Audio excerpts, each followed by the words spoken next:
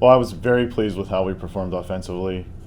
We hit 260 for the match. They just hit 295. Gannon was on fire offensively. They also served at a very high rate. We were just looking, 2 missed serves for them, lowest total of the year.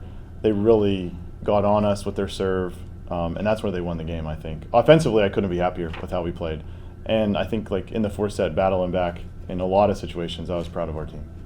And that was going to be my follow-up question. You had such a great first set, right, in the way that you were able to control the game. You win it fairly handedly. Was it just a matter of them hitting back in the second, third, and fourth? Was there anything else that maybe changed the dynamic of the match after the first set?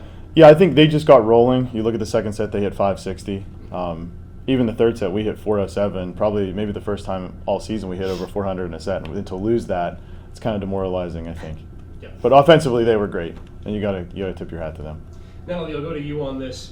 We knew coming in that the PSAC ruled the Atlantic region. You had a exact same semifinal matchup than you did in the PSAC with Gannon.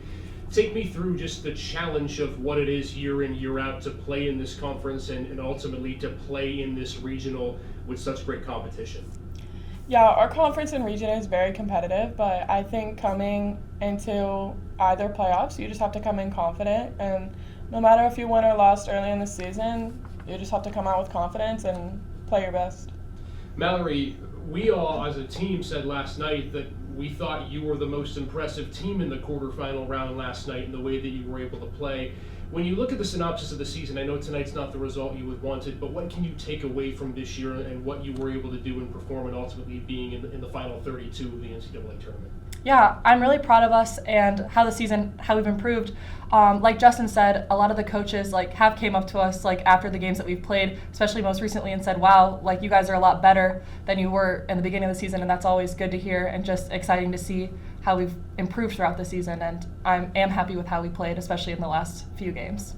Coach, I know it's raw right now with the way that the game just unfolded, but what will this team leave in terms of not just a memory, but also maybe another stepping stone for teams that will follow them in terms of paths for success in 2026? That was one of the things I talked about with these two here in the senior class was when their first year, we were 32nd in the region.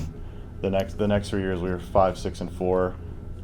That just with a similar team and these guys just working hard and just getting better all the time. I think that's their legacy, to make the NCAA tournament 3 times. We've made it 7 times in school history. They've been there 3 of them. And so I couldn't be prouder of just the work and the sacrifice over the last 4 years.